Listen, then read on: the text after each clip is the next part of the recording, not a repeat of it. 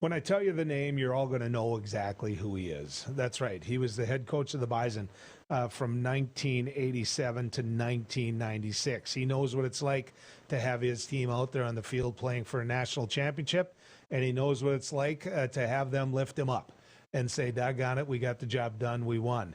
Rocky Hager, the pride of Harvey, North Dakota. Good to have you coming down the road with us, Rock. It's good to be with you, and it's good that the Bison are back in Frisco. Yeah, that doesn't surprise you, though, does it? No.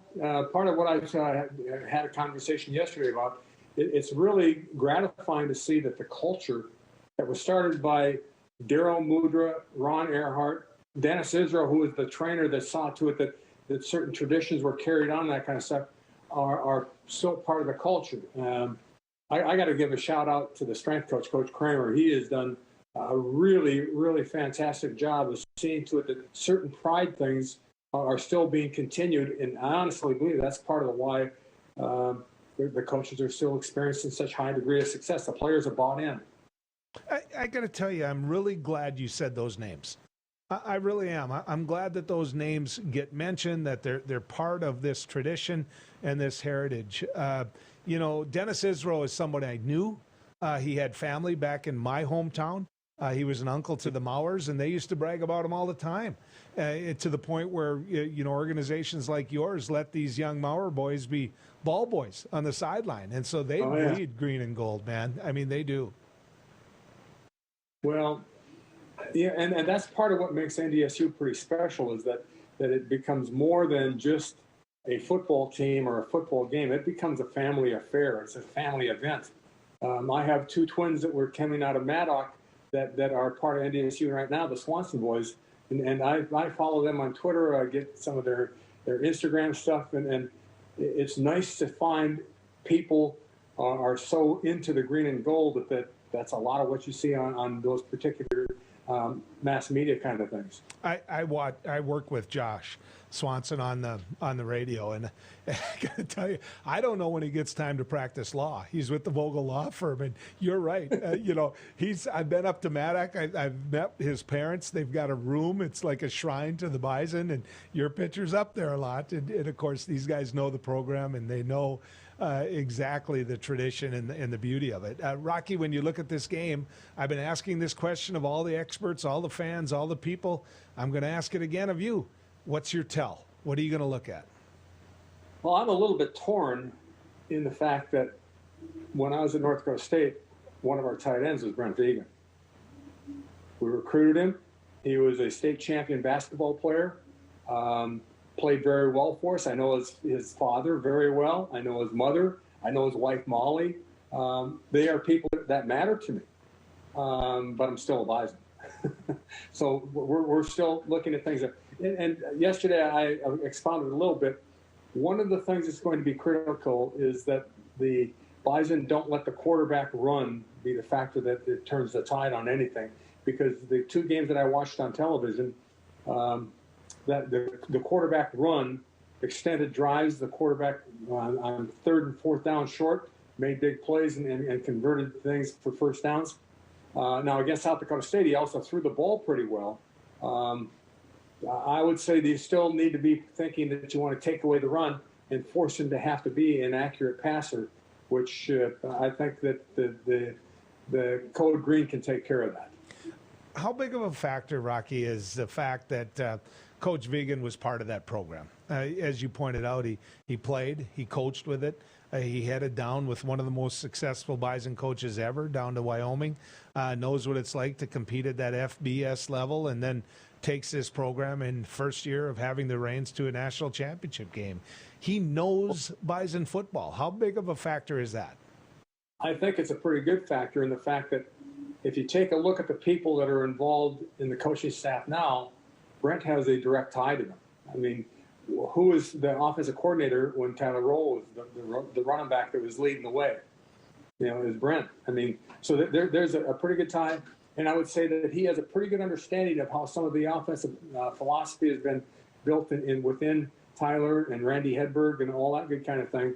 So they're probably going to have a little bit of a insight to how things go, but insight doesn't matter. It comes down to who executes on the line of scrimmage. up front on both offensive and defensive lines. And in championship football, the team that has the fewest penalties and the team that turns over the ball the fewest times usually ends up being on the trophy stand at the end of the day. You know, I visited with Leon Costello earlier in this program, and he's athletic director at Kansas, or not Kansas State, but Montana State. And he, you know, from his standpoint, he looks at this as though we're going up against this team that has such a rich tradition. But I've got this freshman quarterback. And I said to him, I said, are you nervous about that? And he said, no. He's not nervous about it at all. He seems to think that this quarterback just doesn't get riled. I don't know if you've seen any of the film, but I guess it was nice for me to hear the support that freshman quarterback has. Well, I don't know an awful lot about the young man, in the fact that I've not had any conversation with him or with anybody about him. I do know this. He comes from Butte, Montana. And if you're coming out of Butte, Montana, there's a certain degree of toughness that comes along with that. So you know he's a tough son of a gun. And the part when I saw in the 2 bowl games I saw against James Madison and South Dakota State, he's got ice in his veins. He does not get riled about things. He does a really fine job of executing in tight situations. And my analogy, what was it like in 1983 when Jeff Bentram was a freshman? Yeah. Was he riled? No. Did he execute on championship play? Yes. Did that team end up winning the national championship? Yes. So it's the Bison's chore to find a way to keep him from being so comfortable on the field. And I have faith in how things fit together for the green and gold. You know, I visit with Chad Stark on air a lot, and he gets mad at me if I say that this was about the pitch. He always says it was about the block. So I just want to get that out there because, you know. Well, I want to say one thing into that.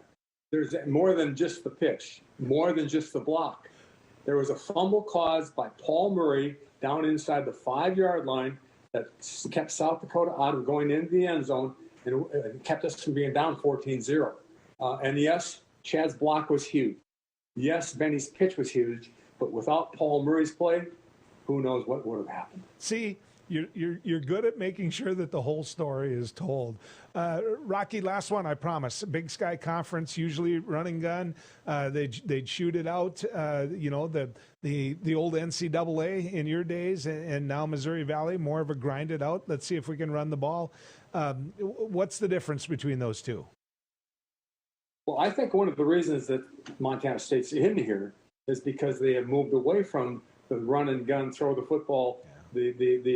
The air raid offense, what is pretty prominent on the West Coast and that kind of thing.